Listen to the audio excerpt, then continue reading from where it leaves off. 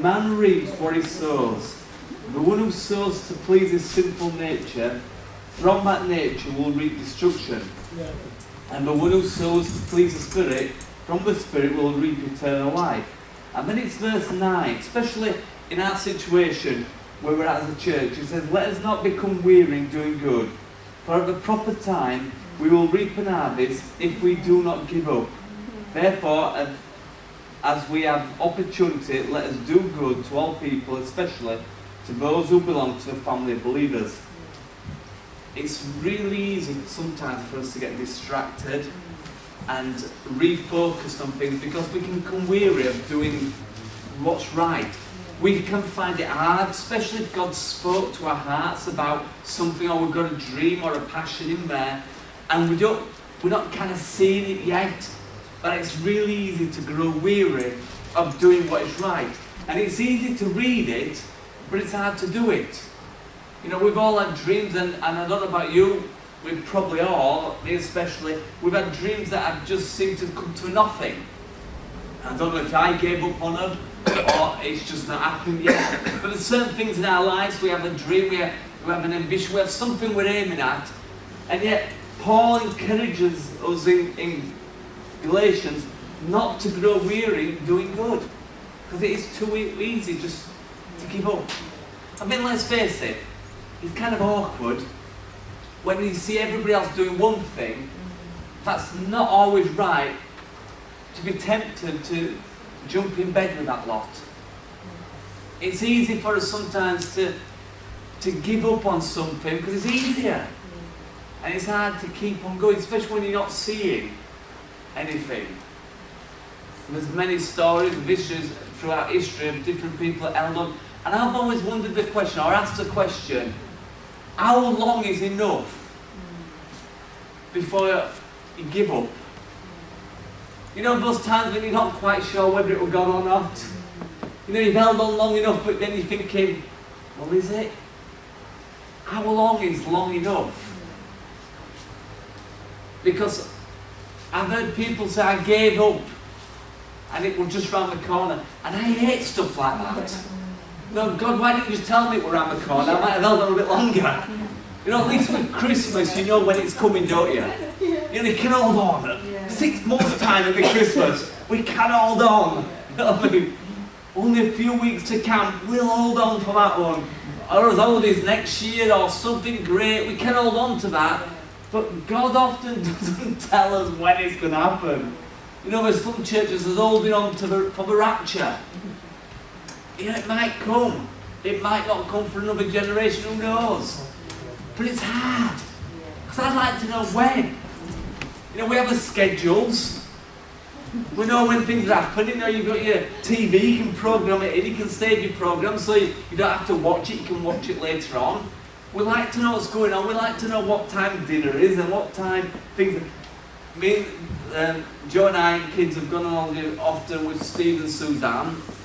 And when we first started going on holiday, it kind of were awkward because Steve liked to know what time we're having breakfast and what we were having for breakfast and dinner and then tea every day.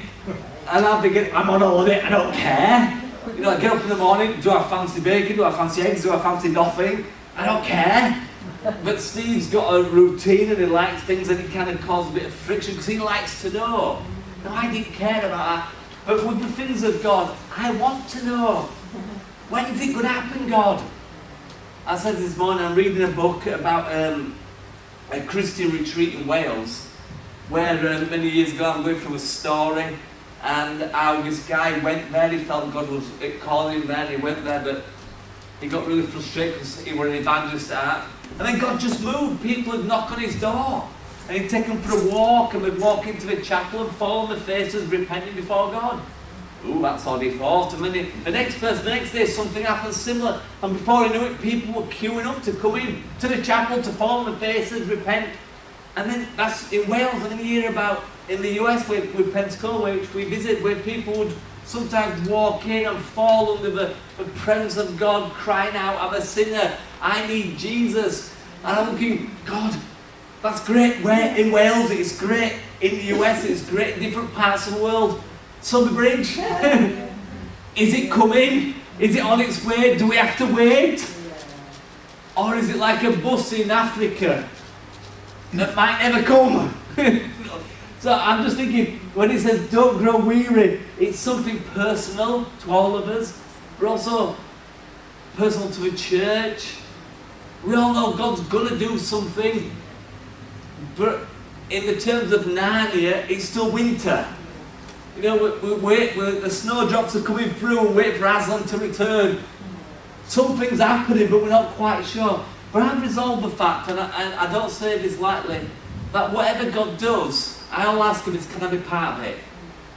I'd love it to be here, but if it happens in Halifax, great. If it happens in Huddersfield, great. As long as something's happening in our nation, that's going to turn our nation round. Because whoever's in government, that's not going to happen. Whether we're in or out of, Brexit in, Brexit out, Brexit, Brexit, whether Brexit to me is what a woman does. Yorkshire woman, she Brexits. It's not going to change anything. Should we stop people coming in or should we let anyone? Only a move of God is going to stop our nation going into where other countries have gone.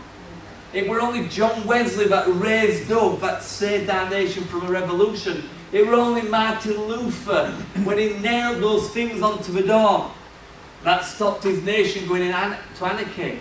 It were also other people, Tinsdale, who eventually got burnt at the stake, who translated the Bible into English, and we take it so liberally nowadays. And yet, if it wasn't for him, then we may not have the Bible. King James, a monarch that stood for great things. What happens if he'd have given up? You know what, it don't matter.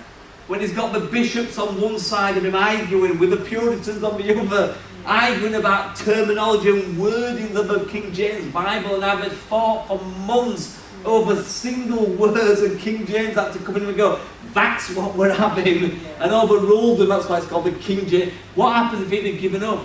We'd have never had the King James Bible, which had never been some other translations that's been developed from that.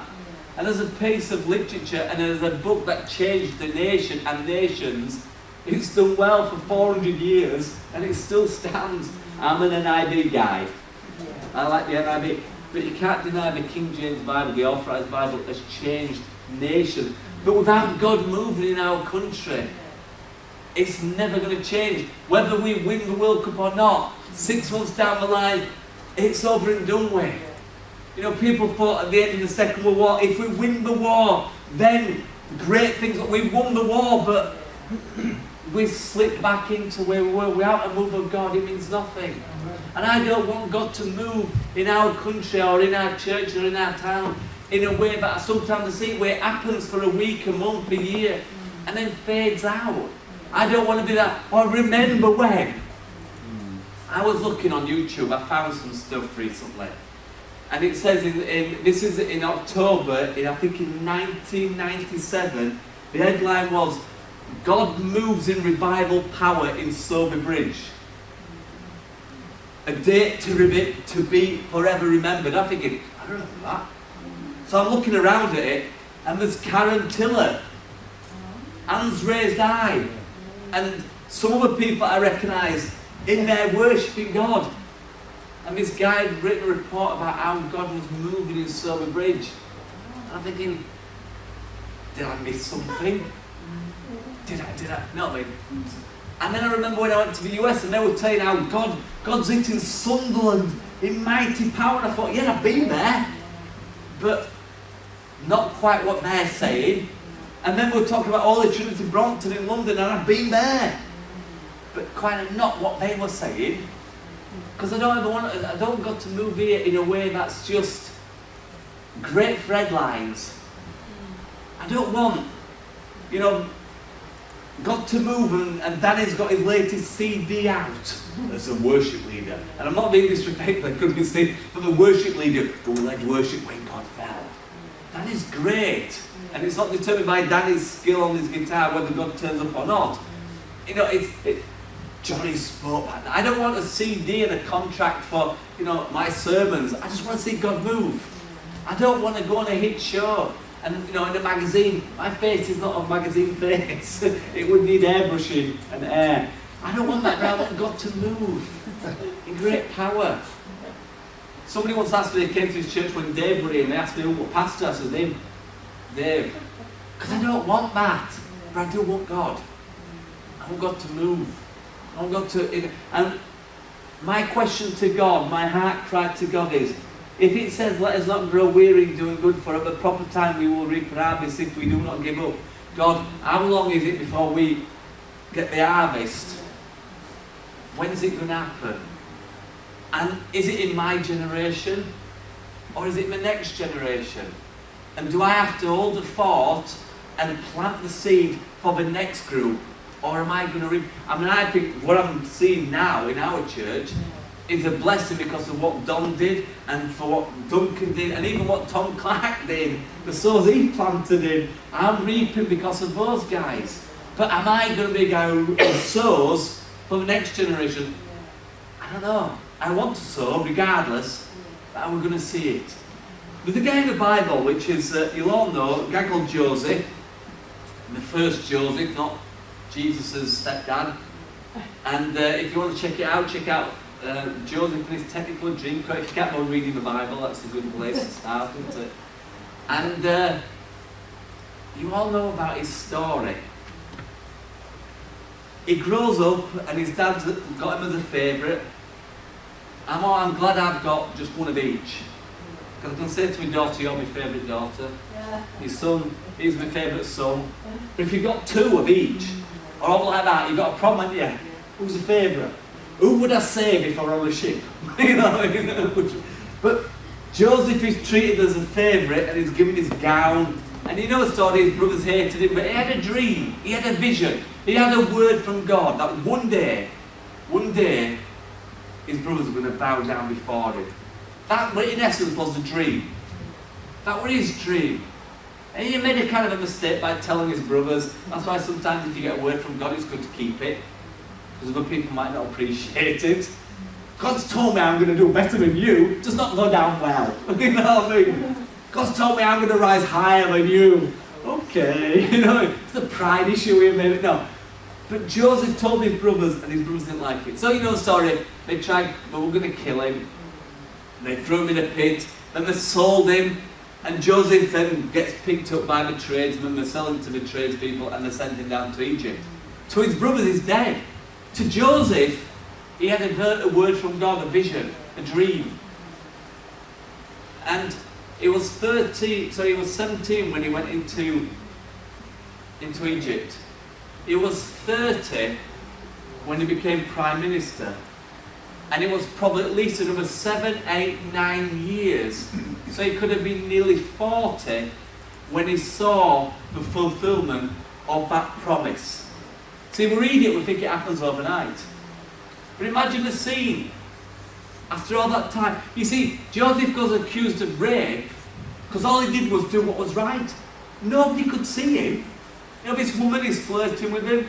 Nobody else is in the house. He could have just done the deed and gone. Fit looking lad and all that lot. It wouldn't have mattered. But he knew God was there watching him. You see, I'm believing now that God will never talk to us about the problems we're in. He wants to watch us how we handle the choices we make, regardless of the situation. You see, we can't say to God, but God, look at my past. We can't even say, look at the problems. Because God wants to see what good choices do we make in the situation. You see, let's not grow weary in doing good. In our situation, it's easy. Have you ever been going down the motorway and there's a sign saying start the third lane? So you pull into the second lane and you're driving and cars are going past you. And you're just thinking, I could go there. Joseph could have done what this woman wanted. Nobody's seen it. But he didn't grow weary in doing good. And it ended up costing prison time. He gets thrown into prison.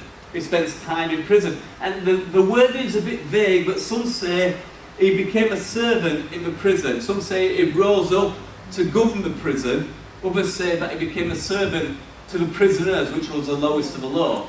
Either way, he was working in a prison for no money, and he was in prison for for something he'd not even done. Then, somebody comes along and has this dream. There was a baker and there's a cupbearer. The cupbearer's dream, I got some grapes off the bushes, like 3 grapes, crushed them, put it into Pharaoh's hands and he drank it.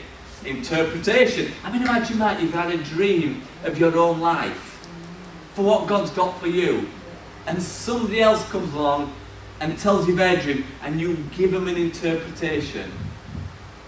And within 3 days, they are doing what you interpreted while you're still left in that stinky hole. Have you ever heard people when they tell you something, their dream, their passion, their goal in life, and you're thinking, I want to celebrate it with you, but I'm still here. And you celebrate it and you send them on the way and they're doing really well, but you're still waiting for your dream. This book that I'm reading, I'm in 2 minds when I read books about what God's done and doing in places, because on the one hand I celebrate it, but on the other hand I get annoyed. Almost angry, because I want God to do it here.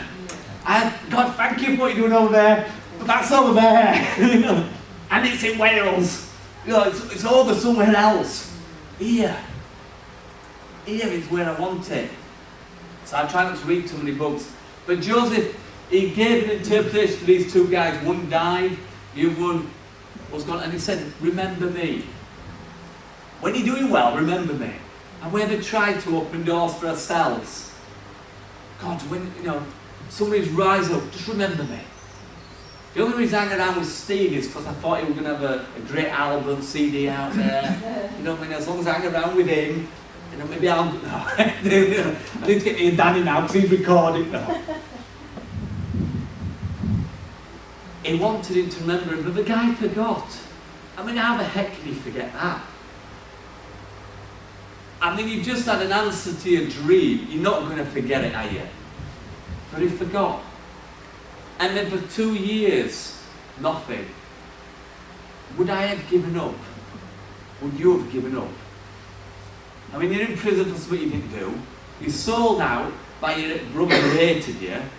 Everyone's forgot about you. And that's over and done with. A dream, a vision.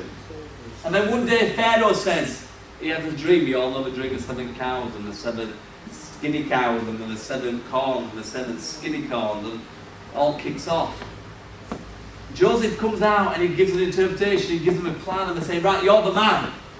So for 7 years there's abundance, great things, joy. He has 2 boys, he gets married, he has 2 boys, everything's forgotten.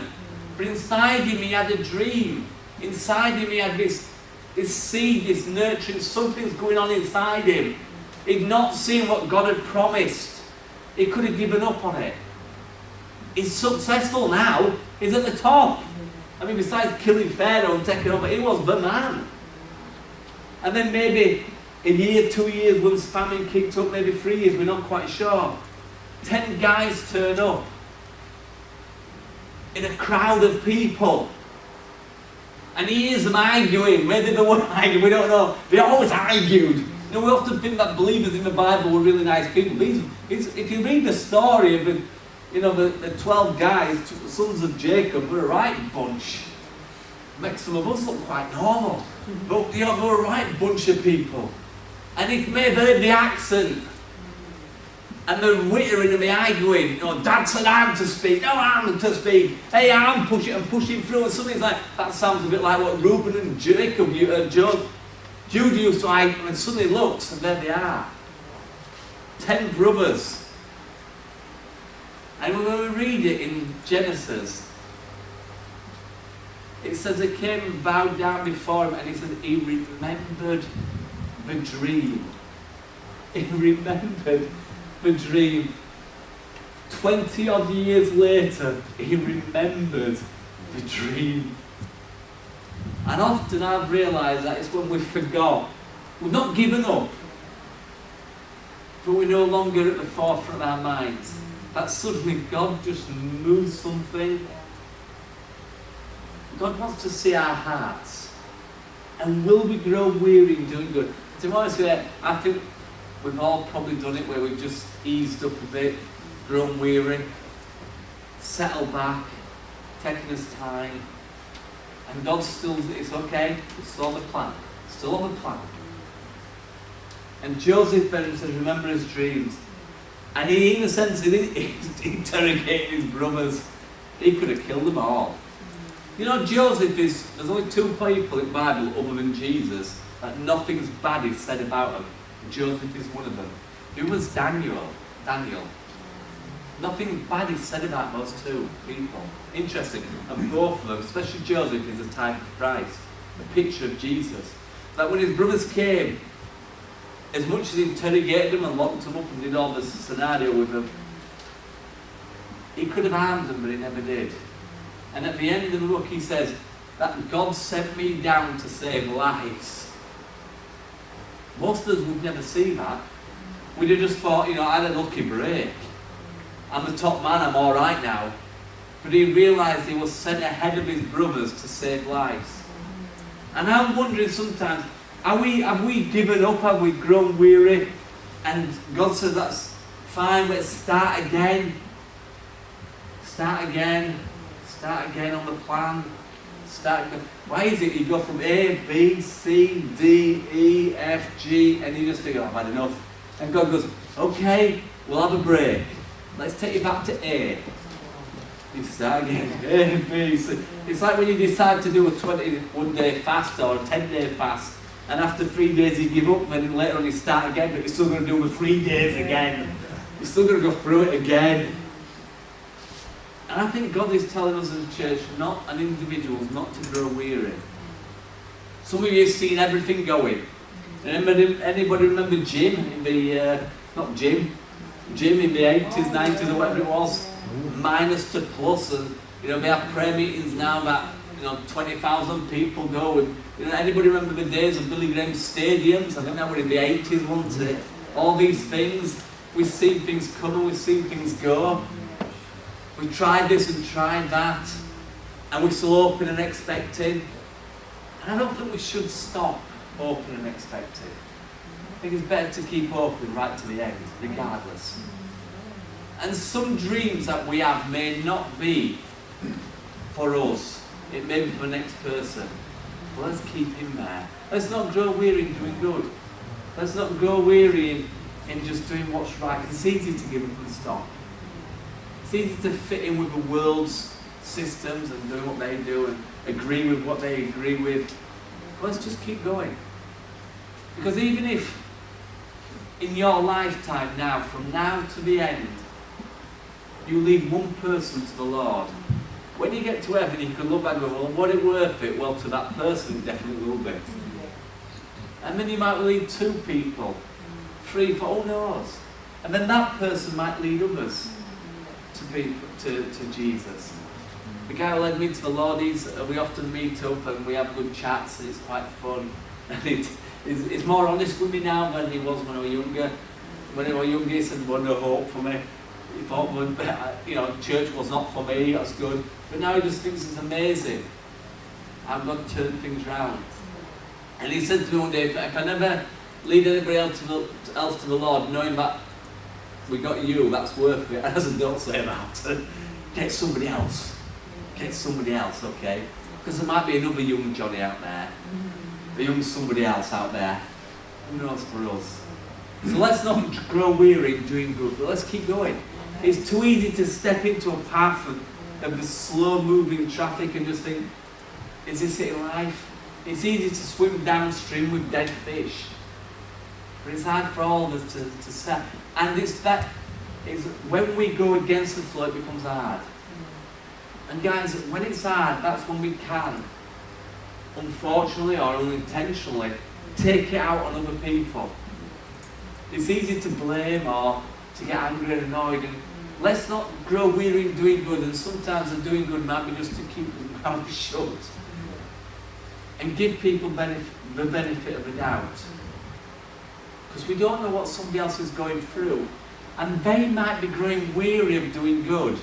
When you're growing weary of doing good, and that your clash could put them off. I know some people are a little bit too sensitive, and some people are a bit too get offended too easy. But when we stand before God, God will want to know, did you keep going? I don't want to get to heaven, and being honest with you, I don't want to get to heaven and God go, it was there, and he gave up. I mean, I won't say up to God, but I might poke an angel in the eye. So I just think, we'll just keep going. Just keep going. Through the mire, through the clay, up the hills, over the streams and whatever. And just, let's do the little that God's called us to do. Touch of people. And God moves, God moves. If he moves tomorrow, next week, I'm hoping he moves next Sunday morning in such a radical way that we can't get Phil off the floor. So he's even here at the night meeting. You hear him going, football! Football! For those who's watching this on recording, it's the final of the World Cup next Sunday. So imagine that. Boom! Alright. But whether it comes, I'm going to believe for it. If it comes next week, next month, next year, 10 years, 15 years, who knows? I'm still going to believe, because it don't come in my generation. It could be the next generation.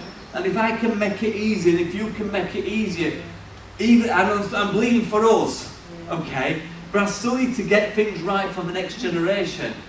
And it might be the next one that takes over, and then God moves, and I will kick off gracefully about that. But I think of people like, John Lancaster. I don't know if everybody knows him. A great guy.